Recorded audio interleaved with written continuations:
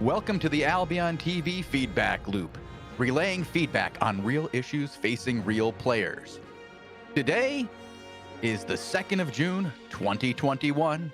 I am joined today by Robin Hood RS and the Great Tazik, as we will be bringing you a number of issues facing the open world in the Black Zones. How are you guys doing today?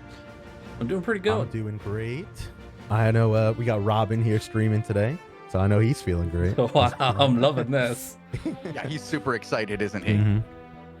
Let's just say the start wasn't so much fun. It did take a little bit of work. We are a little bit behind. Sorry for the delay, but as we change streamers, every now and then we have some extra bits of work to do. But 2 weeks ago, we did a lot of work, and we brought forth a number of issues to the developers and from the community, and a lot of changes have already taken place, haven't they, guys? Yeah, the last week's show, we've already seen changes to, I think, every topic we talked about, right? Either changes that are in now or coming in soon. So that's really cool to see. The show's working, right? We're getting some things changed, and hopefully we change it now, too. Yeah, I'm very excited about the future of this show and how things work with the communication back and forth between the community and the developers, and from the developers to the community. It's going rather well. I'm very excited, and we have a pretty big show for the audience today. We will be talking about overworld issues in the Black Zones, or the open world issues, depending on how you want to describe them. And we've come up with a couple of big topics to talk about. Those are the timers of the zones. I know that's a big topic for many of you out there. The different prime times, the 15, 18, 21 UTC timers, and how those impact the world. We'll talk about incentives to fight for towers, why people fight, what could be done to encourage people to fight more. And finally, we will be looking at season points and hideout overpopulation. I know that seems like two weird things to combine into one topic, but I think we have some solutions on season points and hideout overpopulation. We'll bring that up at the end of the show. But first, we have a number of little issues that we'd like to talk about. Yeah, so before we get into a lot of these issues, just a quick reminder that your feedback is also very important. And in the chat, there's a link to a forum post. You can go on there, give any feedback of anything we talked about today, or also put it in the Twitch chat. We will be marking that down, even if we don't talk about it. But so the first small thing we want to talk about are bubbles, right? The way bubbles work. Now, you already had people in chat mention that the bubble changes are great. And I agree, Jason, right? The bubble changes they put in are really cool, but there's still some issues with it that people have, right? So the way it works, and this is the way a lot of people have described it, is that right now you get your bubble from both a portal and from leaving hideouts, and you can just sort of bubble run between and be kind of safe the whole time, right? And so this core issue is still kind of there, even with the changes. And I want to talk about, Robin, what you think about the bubble timings, right? Do you think that's a problem that you can kind of safe run between areas? Yeah, it's definitely an issue, right? And I've been talking to a lot of the community about it, and a lot of people are telling me, the Outlands are way too safe. Like static dungeons, Ava dungeons, solo dungeons, any instanced area or like dungeoned area, you get a protection bubble. And at the moment, the randomized dungeon protection bubbles literally span for 1/3 of the map range.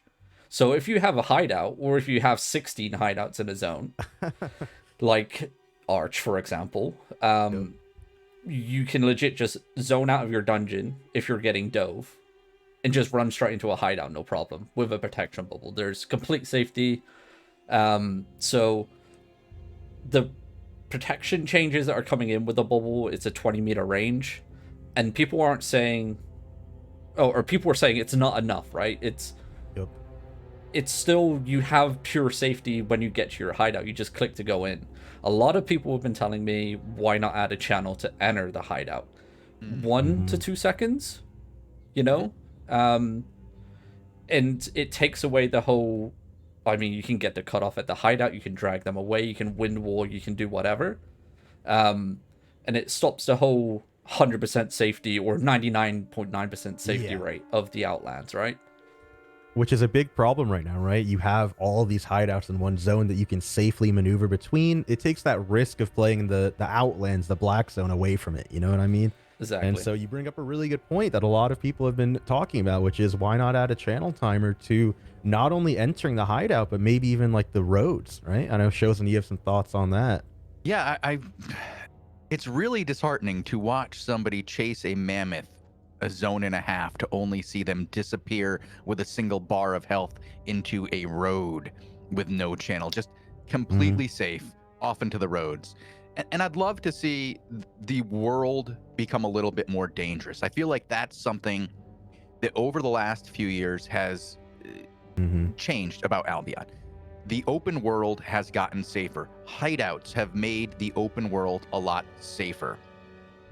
The roads have made the open worlds a lot safer. And if you could just simply, like you said, a 2-second channel will make it so that if you're under attack, then you can't get out. But if you have a good distance ahead, like you're off on your husky and you've created a good bit of space and then you dip in, 2 seconds, that's not bad. That's not so much that you're stuck there hoping and praying that you'll be able to get into your hideout in time as that 10-15 second cooldown goes down. 2 seconds, not too shabby, just a little bit.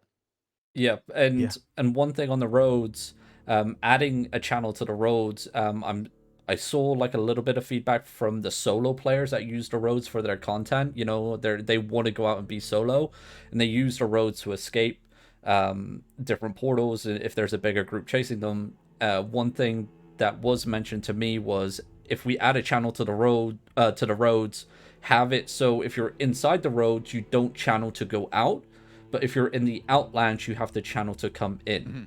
Yes, that's two very different things. Like, you want people to be able to run through the roads. Yeah. That's the way the roads play. Getting out of the roads by running to a portal is the way that works. But coming from the black zone into the roads, that you don't want to have it work the same, because there's supposed to be a different level of danger in the black zone. Yep. And it's really important to talk about that divide between the problem that exists with the roads versus the black zone hideout problem, right? And so to quickly play devil's advocate on these two very similar topics, the bubble and channel time thing, while a lot of people were giving me, Robin, and Chosen feedback about, a channel time and how bubbles are ridiculous, a lot of other people were also saying, a channel time might not fix what the core issues are, right? And it might just be this sort of small band-aid fix that might even take activity out of the black zone. So there's a balance there, right? If a channel time's added, it has to be short, I think. Yeah, I think the channel has to be short, but we can go back to some of the other issues that people don't think will be fixed with this later in the show, because I think one of them that you're alluding to is the sheer number of hideouts in the black zone that provide so much safety, regardless of how long it would take you to channel in. If you have 12 hideouts in a zone, they're every 3 screens. And you can just constantly get from one safe player to a safe place to another safe place to another safe place. All right, I think we've covered this one. Why don't we go on to the next one that we had, Tazik? Quickly segue away. Yep. Another, it's small, but it's also big at the same time, right? We'll talk about that topic later. But to quickly go into our next small issue before we get into those bigger ones, we want to talk about guild taxes, right? Now, guild tax is a system in Albion, has been here for years. Chosen was telling me earlier, 6 years or something. That's a lot of time, right? And so only silver that you pick up on the ground is taxed right now. And so what used to happen way back in the day was a lot of people playing in the Outlands got silver from the ground, they pick it up, they get taxed a little bit. And guilds got a modest income off of that, right? But now to reach any sort of sustainable income off of guild taxes, you have to raise it a lot, because people are doing different activities these days that give them more silver in different ways, right? So Hellgates and Corrupted Dungeons give you silver bags and other pieces of loot that aren't directly taxed by the guild system. And so we got 2 forms of feedback on this, right? Some people think silver bags should be just straight up taxed, added it to the tax system, and that'll give guilds a little income back, right? Other people think we should just get rid of the tax system altogether, right? And getting rid of the tax system altogether then puts it more on the sort of guilds to manage themselves better, right? Gathering taxes, silver taxes, loot taxes that already exist. People have gathering taxes in their alliances and guilds. You can see more of that if you remove the system. And a lot of the feedback was divided on that, right? everywhere along the spectrum too. It wasn't just one way, remove taxes completely or let me tax everything. I heard some really good feedback on this from players who were saying, I understand why you want to tax me. I get it. Mhm. And this was fine when I was doing these group activities where, we'd go out together and we'd kill a bunch of mobs. I'd get my fame, I'd get my silver, and the silver I got from my group activity, part of it would go to the guild. That was fine. But now, by trying to tax bags, what you're saying is you want to tax my solo activities, because that's where the majority of these bags come in for a lot of players, is the solo activities that they do, the ones they do without necessarily joining their guild, even if it's group activities such as Hellgates or Crystals. Those are two activities that people don't necessarily do with their guild anymore, right? Yeah. And I've heard other suggestions too. Robin had one earlier. Maybe you introduce auto loot to help out, right? Maybe you introduce some form of group looting, something like that, right? But it's just a very quick topic that we heard a lot of feedback on, and it involves sort of guilds' economy and sustaining themselves in the Outlands, which is a very large topic that a lot of things we're going to be talking about today hit. So we can move on. Oh, well, sorry, before go we ahead. do that, I want to say one thing about that. There was the idea that was presented by some of the players that if you're going to, if you want to get more loot into the hands, or silver into the hands of guilds, instead of taxing bags, take some of the silver that is in group activities in bags in those chests and bring it back to the mobs themselves, so players have to pick it up. And I think that was in conjunction with what Robin was saying, is the auto loot or area effect loot for silver on the ground, so you pick it all up at once, or it auto loots for you and is automatically taxed. Combining that with giving the silver in group activities back down to the mobs, so that solo activities can still be less taxed while bringing in more income for guilds in general. I think that was one of the topics we wanted to hit. But moving on, yeah, I think there's a bunch more little topics. Yeah, we got a bunch of little topics. Next one is the home being reset when you leave the Outlands via the city portals, right? As the feedback from the devs, we're starting to get back into making the Outlands more populated. We want people to be living out in the Outlands, and the roads being a major issue here as well. When you leave the Outlands via the city, you lose your home, so you cannot come back. You have to walk all the way back out via the zones to get back to your hideout. So this kind of blocks off the whole reaction time. Say, I don't know, an outpost is getting hit, a castle is getting hit, your mages are being raided. You have to travel back 5 zones to get to your hideout to gear up, when you should be able to just teleport back to your hideout naked and then gear up from your hideout and then go out and enjoy the content. So it's definitely one of those where it's like a really easy fix to do, and it will bring activity levels back out, especially for road users and even people just living in the Outlands in general. Yeah, I see nothing but agreement on that across the board from what I've heard. I heard nobody saying, no, I like losing my home when I go and change, just go through a portal here. That doesn't, I don't want that. I want to be able to go through the portal, go into the royals, do something in the royal, whether it's, my islands or purchasing or whatever, and then be able to get back to my hideout quickly for content when the content is there. And if you only have one lock, I think that's fine. Like, one home that you're locked to, maybe limit the hideouts that you can bind home to. We've heard some of that out there. But yeah, I don't see any reason to not let people go to the royals and then go back to their hideout. Yeah, it's definitely a topic, a smaller topic that a lot of people are mentioning. And what the exact solution on might just be as simple as that, portaling to the cities resets your home or something. But we have a pretty big small topic, right? This is a quick one that actually relates to a lot of the bigger ones chosen, right? The levels of towers resetting and the time it takes for those to happen, right?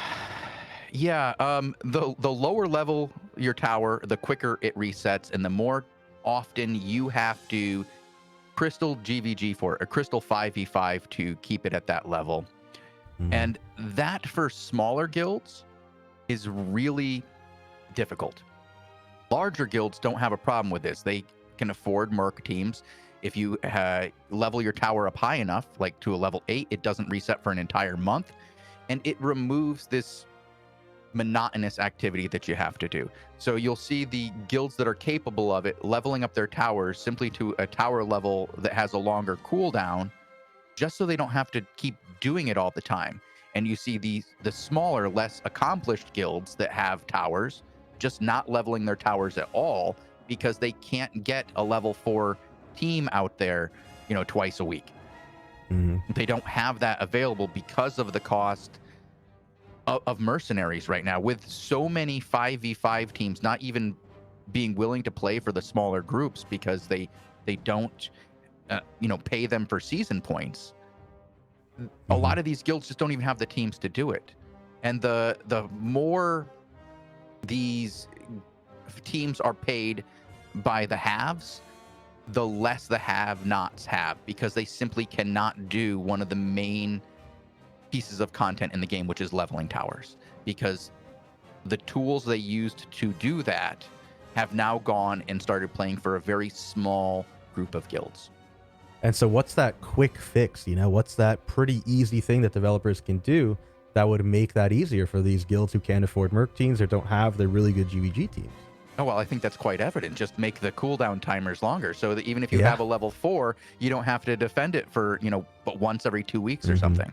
Like, just for the lower give them a level longer ones, chance, right? Yeah, they have to have a longer, stint with that tower. So if they do end up murking a team to level their tower, they only have to do it once or twice or 3 times instead of a few times a week. Yeah. That becomes too much. But if you only have to do it once or twice, as many times as you want to level up the tower in a month, that makes it something they can achieve. Yeah, so unless we have anything else to add on these quick topics, I think now it's time to turn to the 3 really big issues that we were hearing about. And they all relate to that sort of guild economy and things like that in the Outlands. So there's a lot more involved in these issues. So let's quickly move on here to the first of those 3 ones, which is the timers, right? The current way zone timers, or rather tower timers, get activated, right? So we talked with everyone. Right, we talked with almost all of the big alliances, the guild masters, players in it, and one sort of universally agreed upon idea was that right now we have 7 timers that towers go active at. Almost 8 if you count 8 if you count castle. Castles. Yeah. And the question is why? Why do we have so many? Right, when some of them, and the one literally everyone said was 05, are just dead. Right, not a lot of content happens at those times, and Robin can tell you for sure that it's really dead. It is dead for sure. The universally agreed upon idea from everyone talked to, and maybe there's some discourse in chat or from other people, is why don't we remove some of the timers? Why don't we make it 4 or 5 total timers instead of 7 or 8? And then that way we can spread those towers into more timers, right? So there's more towers active at each timer now. And what that'll do is it'll allow there to be more content at each timer, right? And just get rid of the sort of dead ones we have. And is that in line with what you've seen, Robin? A lot of people agree with that kind of idea? Yeah, 100%. I mean, it's having people choose between castle content or territory defense. Like, it splits up the ZVZ forces, right? You have to choose what you want to do.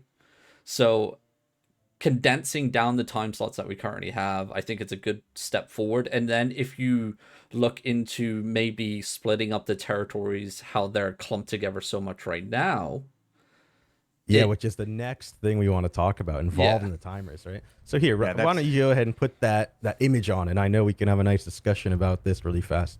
So as we mentioned, sort of universe.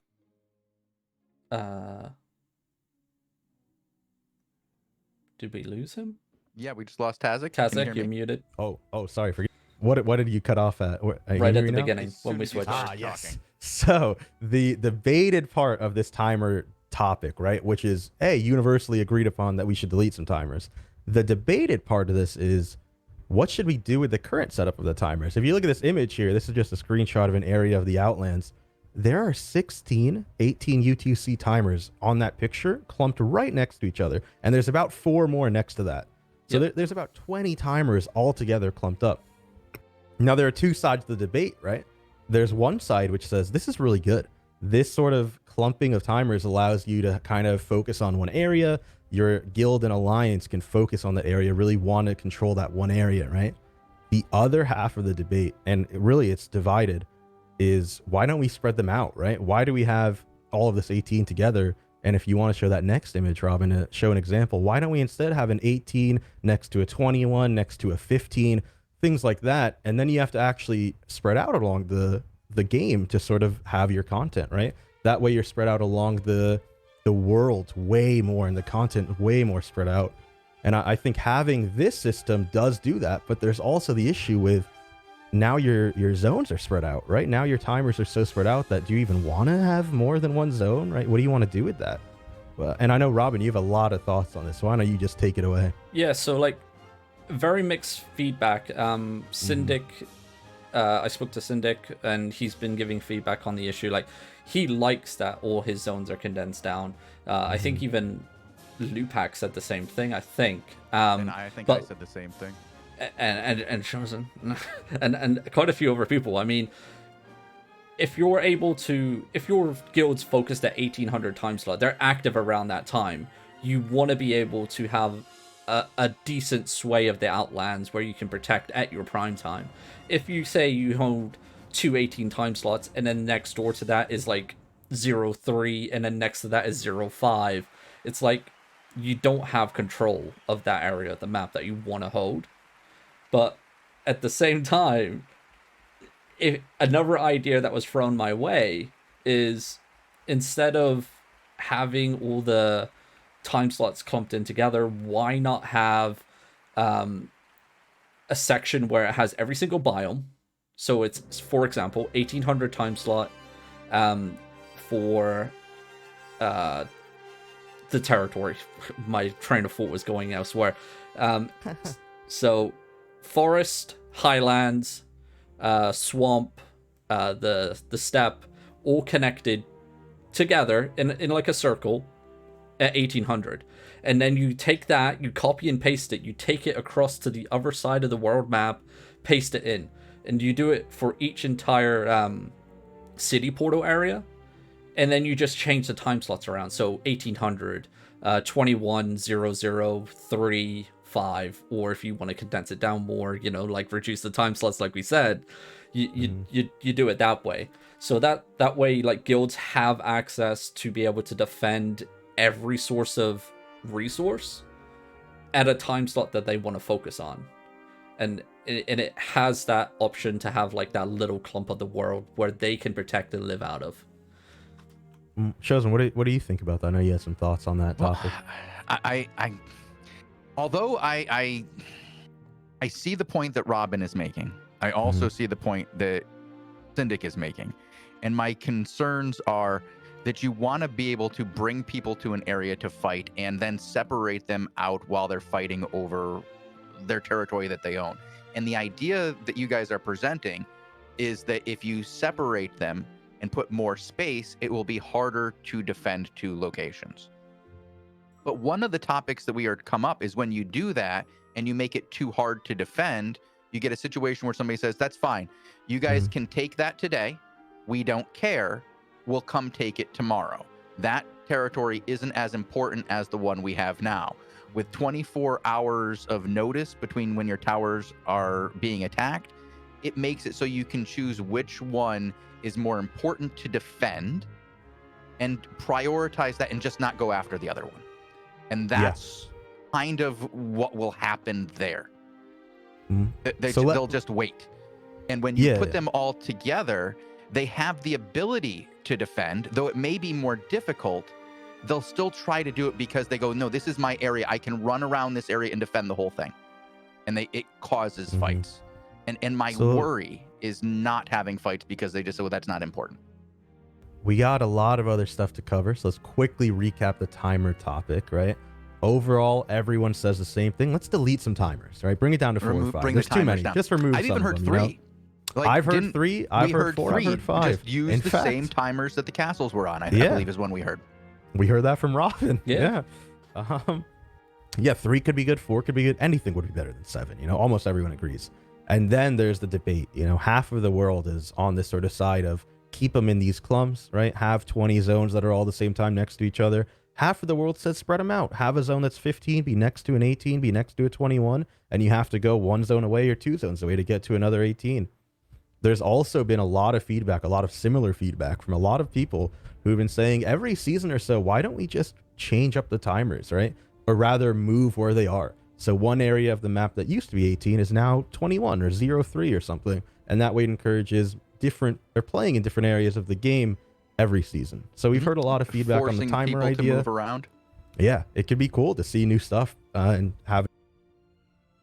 But we got some other big topics to get to. So why don't we now move on to sort of the territories, right? And towers. And so in every zone, if you don't know, there is a territory, not every zone, but any zone that has a territory, there's a territory that has a tower in it. And right now, Robin, what are the reasons to own one of those towers, right? Why do you fight for it right now? You don't. that's the issue that we're at, dude. Yeah. Like, everybody that I talk to, right, saying, you know, towers, they're not worth it. I mean, they add an extra shield to your hideout if your hideout's in that zone, but apart from that, sources of income pretty much non-existent. Maybe farms are a little bit more important if you're feeding said hideouts, but apart from that, the general consensus is that territories, you know, no one really gives a damn unless you're going for a season win and you want to generate a mass amount of season points via leveling up your towers to max level, like Sun have done this season. All their towers sit at level 8 and they've generated a mass amount of season points, which also in turn helps pay for the merking to level up said towers because of the amount of energy that they get from it. But apart from that, what else do they bring to the table? It's it's a limit. You can't set your home on them. You can only place certain items into the bank. So you can't place resources, raw resources onto it anymore. Only actual armor and weapons and potions and mounts, and that's it. So you can't use it as like a storage container if you're gathering in that zone. So it's like, where do we go from here? Like, obviously, bringing the incentive back, like adding resources back to the every single territory, right? T8 resources was one of the main reasons to hold a territory back in the day. And I think when they removed that, the whole idea of holding on to a territory kind of diminished in itself. Yeah. I mean, it's important to distinct it though, right? Like show the distinction between adding and moving. No one is saying move resources into the territory, but add in some form of resource, right? Either have a 100% chance to have a T8 node that can then spawn in the enchantments, or maybe scale it with your tower level, right? And have a random percent chance that scales. Some way to have incentive to actually own a territory, or rather the tower again. Because right now, as Robin just said, why would you own a tower? What's the reason to fight for it, you know? Exactly. And there's very little. If you're not fighting for a season, like if you're not trying to push for season points, like to get to Crystal, what's the point? Actually, a really cool suggestion from Jason just in the chat right there. How about having an aspect spawn inside of the territory? And aspects have a chance to enchant as well, so you can kind of like babysit it, like how we used to babysit T8 resources back in the day.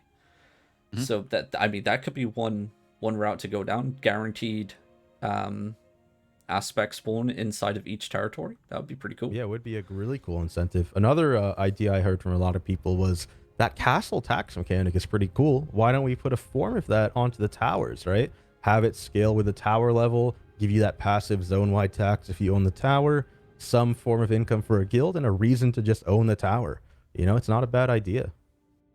Yeah, I think we heard lots of different things about giving us reasons to own towers, whether it's increasing the enchantment rate by level, increasing the gathering rate in the yield by owning for the guild that owns it, all sorts of please let us improve where we live through our tower. And until that happens, I think that we're still looking at just a situation where towers have very little value for people who aren't fighting for season points. And I sort think, of the last thing about towers that we didn't mention yet, right, has to do with how you level them. And we touched on this earlier. Right now, you level a tower only through crystal GVG, you know? And not everyone has a really good crystal team or can afford a good crystal team to level them up. So should there be some new activity that you can do, like ZVZ kind of style, maybe at the timers, that allows you to level up your tower? And should that be concurrently with CGVGs leveling it up? Or should we remove CGVG from leveling up towers altogether and then find a completely different way? Well, I personally think having multiple ways to level it would be really cool. Yeah, I I don't think necessarily know both of them are about good. removing them, like, because I think people have become so used to it that having multiple ways to do it is a good way. But there is a way to do it that is, I'm currently working on a forum post for it. We were hoping to have it ready today, but unfortunately, maybe the next show will go into it as one of the solutions we provide for problems. But we do have one last topic that kind of goes into this today. And it's a big one. It's about the season points. It's about hideout overpopulation. Season points and the undervalued nature of them is one of the problems with towers and leveling towers in general, right? Like, and fighting for them. Without season points or season rank having a real tangible reward, the things that provide season points have a lower value. And if the only real thing you can get from taking a tower right now is energy and season points, part of it, for most guilds, not useful. And there needs to be a way to make season points valuable. Now, I've got a suggestion. Yeah. Well, so quickly before we go into the suggestion, right? It's a core issue, right? And we kind of skimmed over it really fast that a big problem with the Outlands is that people who generally would be playing in the Outlands are sort of guilds and alliances who want to win seasons, no? Like, we have this entire aspect of the game, seasons, that you should want to win. And right now, there's really no incentive to win the season either, right? It's kind of just a byproduct of the player's pride almost, of the guild's pride. Right. And so this sort of suggestion that Shozen's going to go into, and we'll link that forum post in chat that you can click and read it there, kind of solves a lot of that problem. It's pretty good. It's elegant. I like it. But it does remove one of the elements of the game that people are... There's a problem with this, as I'm going to go into it first. We'll go about the problem afterwards. So, okay. The solution to season rank value and hideout overpopulation is simple. Instituting a hideout draft.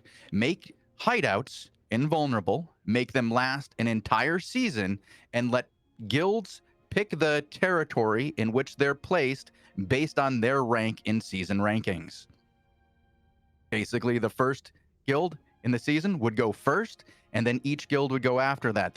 I have a how-to on that post where it says, this is how the first 20 would go, this is how the next 50 would go, and so on, to make it easy. But the idea is you limit hideouts to one per territory, except for in the outer rings around the portals where you have up to 5. And I think this really, fixes the season point issue, because it makes season points suddenly have a serious value. Your rank in the season, even compared to the person next to you, suddenly becomes important. Your hideouts no longer can be extorted. You can no longer have that rental or extortion issue where somebody who's more powerful than you says, we're just going to kick you out of the Outlands, and there's nothing you can do about it, because we can just destroy your hideout in the next 5 days. If you've earned the season points and a place to put down your hideout, that's yours for the season. If where was I on this one, guys? I'm a little... So you just talked about how hideouts are a massive problem right now. Yeah, Giga problem that everyone agrees needs a change. They're super safe, and by limiting them, limiting them to one per zone eliminates all those issues. It also makes them much more valuable. If there's only one that each guild can have, it makes where you put it and where you get to be for the season becomes very important for that season. You You're incentivized to now take towers. Get your own tower. Start leveling it up. Use it to create season points so that next season you can have a rank that is similar to the one you got this one. This really does solve both the season points not having value and too many hideouts out in the world. Robin, do you want to go into any of these points? I mean, I was just reading the chat to try and gauge a reaction here, and a lot of people were saying, like, you're just going to incentivize buying a season, right? But why? The only incentive is for a placement towards the inner ring, Right. on your part. Like, you still, if you place in silver, you're going to be living in the portal zone or somewhere around there, but you still have full access to the whole entire Outlands. You're not, it's nothing blocking you from going to go gather out there, right? But it also incentivizes your guild to go PvE, go take outposts and castles, do the objectives for actual season points themselves. And if there's a big enough reward at the end of it, it's going to put pressure on the people that are selling said season wins to actually do something. And can you imagine, like, someone trying to buy a season win and everybody's doing PvE? They're taking the world bosses, they're taking the outposts, they're taking the castles, doing everything in their power to try and get a better season ranking, because right now no one really does that. Like, because season rankings do not matter in the grand scheme of things. That's where we're sitting, right? Everyone that I've talked to said there's no reason for you to win a season. The rewards aren't good enough. So there's less reason to get your rank too. Like, so winning a season, at least you get, a percentage of fame bonus over the number 2. The top 5 guys get some rewards, right? Mm-hmm. And you can say you won. You also get you can say you won, and the crystal guys all get the rewards for crystal. But there is no difference between 12th and 13th.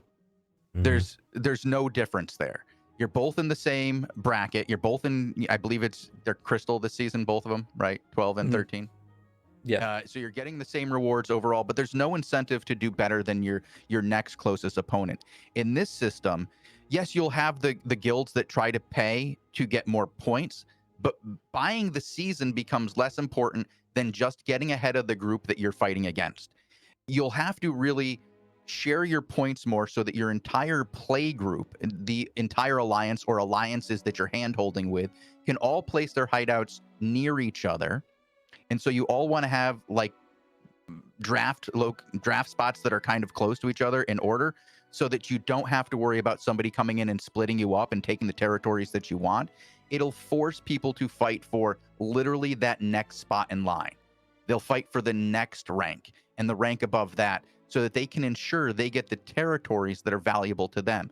Focusing all your points into one group so that they get first place as an alliance won't be really helpful to you. Yes, you may get one spot in the inner ring, but if the rest of your alliance guilds are stuck on the outside because they didn't get any rank higher than 50th, and you have one guild that has first, that's terrible, because you're not putting your alliance next to each other. It'll force alliances to really try to work together to get everybody as high up as possible. And I think that it just puts value in points right there. And also, incredibly important, is it limits the number of hideouts and the safety. Now, people are saying right there in chat that, well, this eliminates something that they fight for in ZVC. And hideouts are one of the main things that people fight over. Not really. I watch it on a daily basis, and people declare that they're going to attack a hideout. The defender makes a determination whether they have the forces able to defend it or not. And if they believe they can, they'll defend it. If they win, they're generally not attacked again. If they lose, they don't defend again. And so most wars are paper wars, in people saying, I'm going to attack you and you can't defend and there's nothing you can do about it, or you can attack me and there's literally nothing you can do to me because you cannot defeat my hideout. The big wars that we see are more about control of large areas, and then they take down the hideouts after they control that area. So as you're looking at the current war where we see Call coming in through the Nope territories, they're not fighting for the hideout first and then moving in. They're moving in, taking control of the area, making it so you can't defend the hideout, and then taking away the hideout after it's already been lost. This encourages people to fight over territories, which are one of the few things where you can get large chunks of season points while also harming the season points of your opponents. If you can take a tower and get that tower that has all those season points that go out at the end of the month, you can destroy part of their season points right off the bat that they'll never get again. You'll get some of their season points that are worth it to you immediately just for taking it. And if you can hold it, then you can have even more season points at the end of the month, which improve your position. Unlike hideouts, which really add nothing to you for destroying. All it does is harm somebody else. There's very few times in the hideout wars that we've seen somebody getting something beneficial from taking out a hideout. Most of what we hear is that it's just not worth attacking hideouts in the first place. So I think it's going to be good to restate sort of the core issues that we're talking about here, right? The seasons are meaningless to a lot of guilds, and we want to get some incentive to actually push for season ranking, but also sort of towers, you don't really have an incentive to own. You don't have an incentive to fight over much. Hideouts are in a state that almost every player agrees needs big changes, sweeping changes to. And a lot of the things we're talking about here are either feedback that the players gave directly to us or feedback that one of us has come up with directly, right? And the purpose of the show is to sort of give all this feedback, coalesce it all into one sort of nice few documents and give them to the developers to hopefully get some changes on. In the last show we did, every topic we talked about had very good changes addressed, right? Really good changes occurred. And so the hope is that we can change the sort of issues that are in the Outland right now with the feedback we got from this show. And I think Shozen's idea is really good. I think some versions of it would work very well in the game. And if you have different opinions or opinions you want to share, the post for that idea specifically is in chat right now, and we can post the idea, or sorry, the forum post for this show in general. And if it doesn't involve that specific idea, go ahead and put it on the other post, right? And the devs are looking and they're listening is the main thing. All right. And on that note, I think we've covered everything for today. Yeah, I think that's all. I think so. Is there anything else from chat you want to cover real quick? I did see a lot of people in chat who are mentioning topics that we might not have addressed and we might not have time to address. They're pretty big. So I would really recommend go on that forum post and type it out, because otherwise the devs aren't going to see it. And we are looking at chat. We do know what you're saying. We're taking note of it as well. But if you don't have your opinions ready out there to share, it's not going to be shared with the developers, you know? And another thing I saw a lot of people in chat wondering was, are these changes coming into season 13, 14, etc.? No. None of the things we talked about today are announcements of features coming to the game. They're just feedback, right? And ideas to solve a lot of the issues that we have, or people have currently with the Outlands. And one of those big ones is hideouts and sort of sustaining your guild economy that people are talking about in chat, right? A lot of these issues hopefully are going to be addressed soon. And hopefully through this show, the next shows, we can help get those changes in at a much more rapid rate, you know, and really make the game solid. Yeah, absolutely. I think that's what we're here for, and we're going to try to do it each and every show. I do want to address something people in chat were asking, but what if, you know, like, what about hideout destruction and the movement of hideouts? In the bottom of the post there, it talks about how at the end of the season, say you're not able to put your hideout in the same location, how you would pay for movement, and some other options involved to allow for mid-season movement. This is just I think that it's just step one in a larger idea, and we will have part 2 of it in 2 weeks and part 3 in 4, I guess. So yeah, a lot more to come on this particular topic coming out in the near future. But thank you guys for watching. Please do comment on the forum post, both for the show and for the idea. We look forward to hearing your solutions, and we will have another post soon about the topics for our very next show. So thank you guys for watching. Keep it classy, Albion. We're out. See you guys. See you guys.